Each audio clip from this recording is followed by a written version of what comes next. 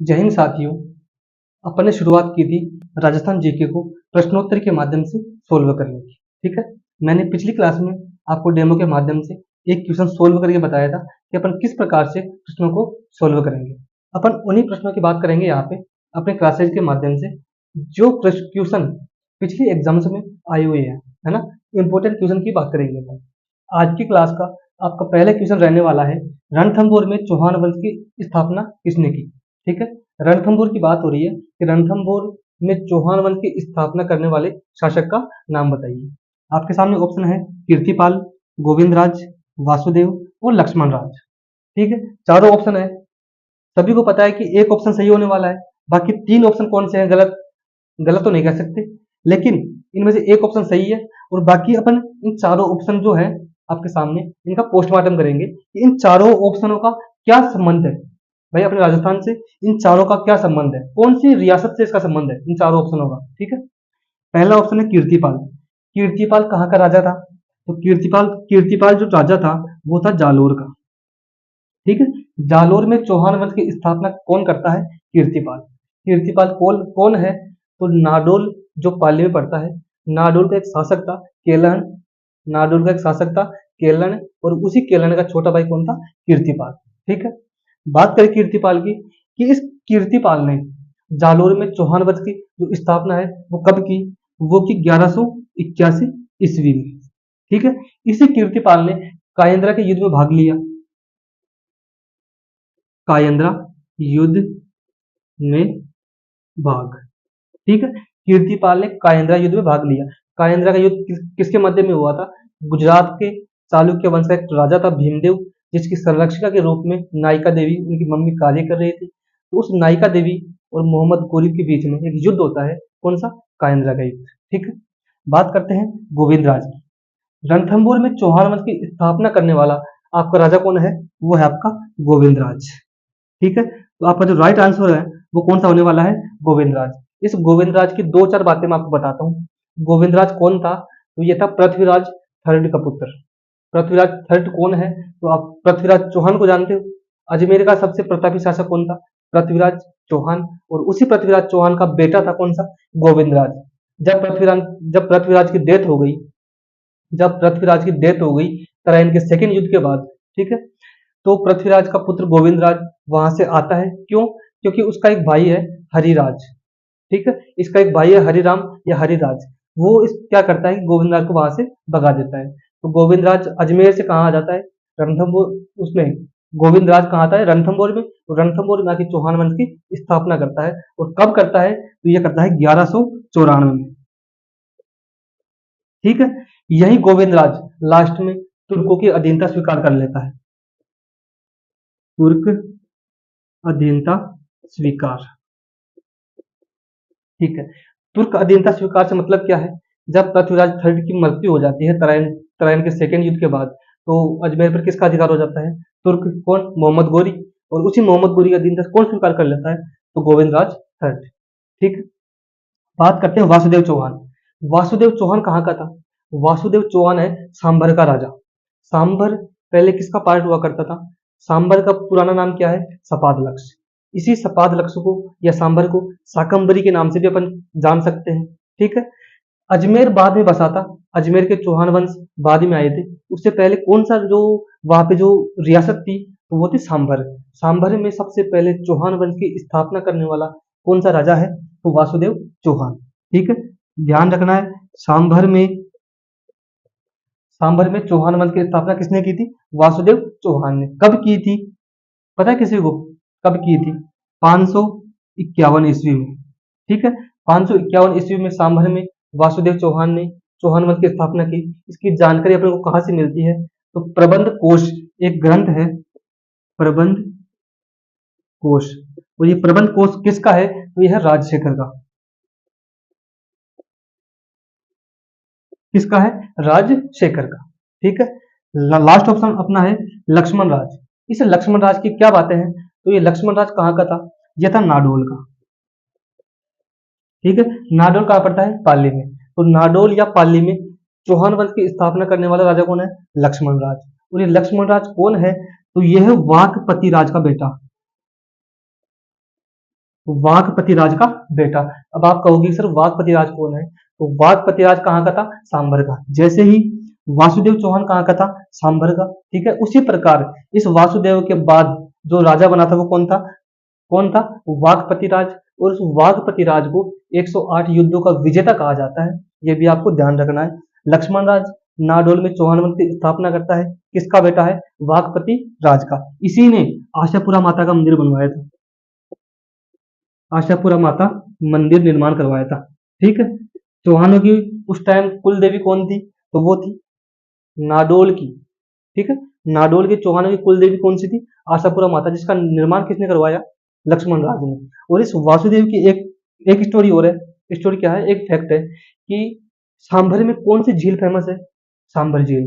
और उस सांभर झील का निर्माण किसने करवाया था, इसी वासुदेव चौहान ने। ये भी आपको ध्यान रखना है, सांभर झील।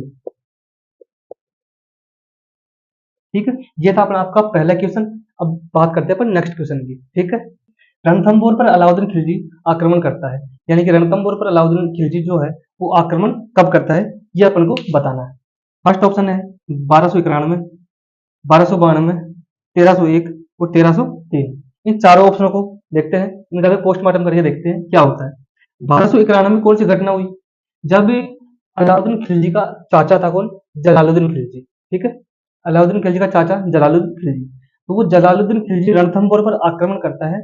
हमीरदेव चौहान रणथंभौर का उस टाइम राजा था, और हमीरदेव चौहान पर जलालुद्दीन खिलजी आक्रमण करता है। इस 1291 में हमीरदेव चौहान जलालुद्दीन खिलजी को इतनी बुरी तरीके से भयंकर मार के भगाता है यहाँ से कि जलालुद्दीन खिलजी दोबारा इसकी तरफ देखता भी नहीं है। ठीक है, तो 1291 में कौन आक्रमण करता है, जलालुद्दीन खिलजी। ठीक है, इनमें कंफ्यूजन नहीं होना आपको कि अलाउद्दीन खिलजी और जलालुद्दीन खिलजी, ये नाम और ये नाम अलग अलग है। ठीक है, अलाउद्दीन खिलजी का चाचा कौन है, जलालुद्दीन खिलजी। आक्रमण कब करता है, 1291 में रणथंभौर पर, जो क्या होता है, असफल। ठीक है, इस आक्रमण के अंदर जो रणथंभौर में हमीरदेव चौहान राजा था वो इसको भगा देता है यहाँ से मार कूट के। ठीक है, फिर बात करते हैं 1292 में, जलालुद्दीन खिलजी दोबारा अटैक करता है 1292 में। ठीक है, दोबारा आक्रमण करता है यहाँ पे। इस आक्रमण के अंदर हमीरदेव चौहान इसको फिर से इतना भयंकर तरीके से मारता है कि जलालुद्दीन खिलजी दोबारा इसकी इतनी औकात नहीं हुई कि दोबारा रणथंभौर की तरफ ये मुंह करके देख ले। ठीक है, ये क्या होता है, असफल। ठीक है, इस 1212 में जब 1292 में आक्रमण किया रणथंभौर पर जलालुद्दीन खिलजी ने, तब असफल हो गया। असफल होने के बाद जलालुद्दीन खिलजी एक कथन देता है, एक वाक्य बोलता है रणथंभौर किले के लिए कि मैं ऐसे 10 किलो को मुसलमान की दाढ़ी के एक बाल के बराबर भी नहीं समझता।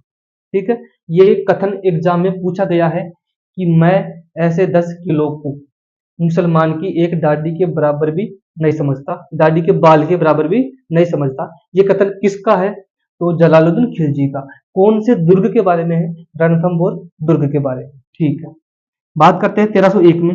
1301 में क्या होता है, अलाउद्दीन खिलजी यहाँ पे आक्रमण करता है। ठीक है, आपका जो राइट आंसर वो कौन सा होने वाला है, वो है 1301। ठीक है, 1301 में आक्रमण करता है अलाउद्दीन खिलजी यानी कि एक के। और इस 1301 में क्या होता है, रणथंभौर में शाका होता है। ठीक है, शाके में दो चीज होती है, एक तो जौहर और एक केसरिया। ठीक है, जौहर और केसरिया, इन दोनों में से अगर एक चीज हुई है तो उसको अपन शाका नहीं कह सकते। जब शाका और केसरिया, सॉरी, जौहर और केसरिया दोनों संपूर्ण रूप से होते हैं, उसको क्या नाम देते हैं, शाका। ठीक है, जौहर क्या करती है, जौहर महिलाएं अपना आत्मसम्मान बचाने के लिए जौहर करती है, आग में कूद जाती है, अपने आप को मौत के घाट, मतलब अपने आप को आग के हवाले कर देती है अपना आत्मसम्मान बचाने के लिए। ठीक है, केसरिया क्या होते हैं, जब जब किसी राजा को पता हो कि अपन शत्रु सेना से नहीं जीत सकते, तो वो क्या करते हैं, अपने सिर पर केसरिया पगड़ी धारण करते हैं और युद्ध के मैदान में इतना भयंकर तरीके से अपना जो नरसंहार करते हैं, उस दुश्मनों को मारते हैं कि उनसे लड़ते लड़ते वो क्या हो जाते हैं, वीर गति को प्राप्त हो जाते हैं। जौहर और केसरिया की मैं अलग से क्लास लगाऊंगा। ठीक है, आक्रमण किया शाका होता है, केसरिया कौन करता है, हमीरदेव चौहान। ठीक है, केसरिया हमीरदेव चौहान और जौहर रंगदेवी। ठीक है, बात करते हैं 1303 की। 1303 में कौन सी घटना होती है? ये होती है चित्तौड़गढ़ घटना। ठीक है, 1303 में चित्तौड़गढ़ पर आक्रमण कौन करता है? अलाउद्दीन खिलजी। ठीक है, अलाउद्दीन खिलजी चित्तौड़ पर आक्रमण करता है। उस टाइम राजा कौन है? रावल रतन सिंह। केसरिया कौन करता है? रावल रतन सिंह। जौहर कौन करती है? पद्मिनी। ठीक है, इसमें ध्यान रखने वाली एक बात है कि 1303 में जब अलाउद्दीन खिलजी अटैक करता है तो चित्तौड़ को अपने अधिकार में कर लेता है और उस चित्तौड़ में अपने पुत्र खिजिर खां को बैठा देता है, वहां का जो राजा बना देता है। और उसी पुत्र खिजिर खां के नाम पर इसका चित्तौड़गढ़ दुर्ग का नाम बदल के क्या रखा गया था? खिजराबाद। ठीक है, ठीक है, खिजराबाद। चित्तौड़गढ़ जो आक्रमण होता है अलाउद्दीन खिलजी का, उसकी कहानी मैं अलग से क्लास में बताऊंगा। पूरा कम से कम 30-35 मिनट का वीडियो बनेगा, लेकिन अभी सिर्फ प्रश्नों के माध्यम से। ठीक है, ये अपने 2 क्वेश्चन कंप्लीट हो गए। नेक्स्ट क्वेश्चन की बात करते हैं अपन। आइए देखते हैं नेक्स्ट क्वेश्चन।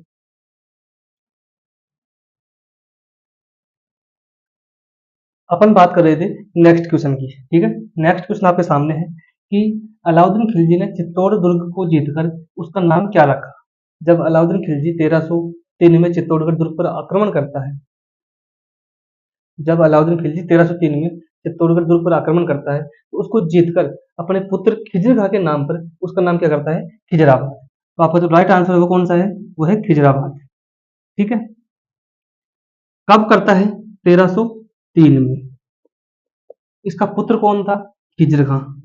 ठीक है, खिजिर खां के नाम पर इसका नाम बदलकर क्या करता है? खिजराबाद। ठीक है, ये भी आपको ध्यान रखना है। नेक्स्ट ऑप्शन है जलालाबाद। जलालाबाद किसका नाम है? जालोर दुर्ग का। कौन बदलता है? अलाउद्दीन खिलजी। क्या नाम करता है? जलालाबाद। किसका? जालोर दुर्ग का। तो जलालाबाद किसका नाम है? जालोर का। ठीक है, और जालोर पर ये अटैक कब करता है? मैंने बताया था ना अभी। कमेंट करके आप बताओ कि आप पढ़ भी रहे हो या नहीं पढ़ रहे, कि जालोर पर अलाउद्दीन खिलजी आक्रमण कब करता है। ठीक है, जलालाबाद किसका नाम किया? जालोर का। ठीक है, खेराबाद। खेराबाद जब अलाउद्दीन खिलजी, सिवाना एक दुर्ग है, सिवाना एक किला है, कहाँ पे? बाड़मेर में। पहले बाड़मेर में था, अब वर्तमान बालोतरा में। तो सिवाना पर अटैक करता है अलाउद्दीन खिलजी और उस सिवाना का नाम बदलकर क्या करता है? खेराबाद। तो ध्यान रखना है, सिवाना का नाम बदलकर क्या किया था? खेराबाद। ठीक, सिवाना में शाखा कब होता है? 1308 में। आप तो बताओगे नहीं, मुझे पता है। जालोर में शाखा कब होता है? 1311 में। बात करते हैं मोमिनाबाद। ये मोमिनाबाद क्या है? नाम सुना है आपने कि मोमिनाबाद किस किले का नाम बदला गया था? जब अकबर जब अकबर अपने आमेर में आता है, जयपुर से निकलता है वो, कहाँ पे? जब अजमेर में वो दरगाह पे जाता है, दरगाह पे दर्शन करने। अजमेर शरीफ जो दरगाह है वहां पे, है ना, किसकी? ख्वाजा मोइनुद्दीन चिश्ती की दरगाह है वहां पे अजमेर में। ध्यान है ना, एग्जाम में पूछा गया प्रश्न है कि अजमेर में दरगाह किसकी है? ख्वाजा मोइनुद्दीन चिश्ती। तो उस दरगाह पे अकबर जा रहा था एक दिन, तो बीच में क्या पड़ता है? आमेर। तो आमेर दिख गया। अब अकबर बोलता है यार आमेर पर अधिकार कर लो अपने। तो ऐसा एक ग्रंथ में दिखाया भी गया है और एक ग्रंथ में बताया भी गया है। ठीक है, क्या कि एक बार अकबर ने आमेर का नाम बदलकर क्या कर दिया था? मोमिनाबाद। कोई इतिहासकार बताता है कि ऐसा कुछ नहीं हुआ था, तो अपने को इस पे ज्यादा ध्यान नहीं देना। ठीक है, एग्जाम में आज ये प्रश्न नहीं बनेगा। बस मैं तो आपकी जानकारी के लिए बताया हूँ कि मोमिनाबाद किसका नाम बदला गया था एक बार? आमेर का। ठीक है, क्योंकि आमेर पर अधिकार कर लिया था अकबर ने। लेकिन जब उनकी संधि हो गई, पता है ना, संधि हुई थी उनकी, जोधा, जो उनकी पुत्री थी किसकी?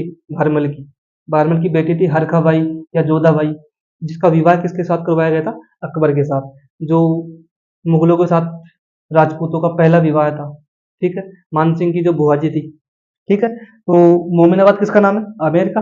हेराबाद सिवाना का। शाका 1308 में होता है। खिजराबाद 1303 में खिजर खां के अपने पुत्र पर। ठीक है, खिजराबाद किसका नाम है? चित्तौड़ दुर्ग का।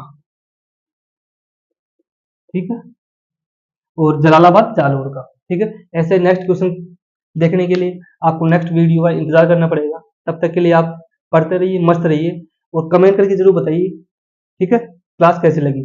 आपके लिए मैं इतनी मेहनत कर रहा हूँ, तो आपका कुछ तो फर्ज बनता है कि अपना जो वीडियो है, अपनी जो क्लास है, अपना जो चैनल है, वो आप सभी दोस्तों के पास शेयर करो। ठीक है, सपोर्ट करो। अगर आप सपोर्ट करोगे, आप मेरा सपोर्ट करोगे तो मैं आपका सपोर्ट करूंगा, और ऐसे ही बेहतरीन जो रोज नए नए क्वेश्चन सब आपके सामने लेके आऊंगा। ठीक है, जय हिंद, जय भारत।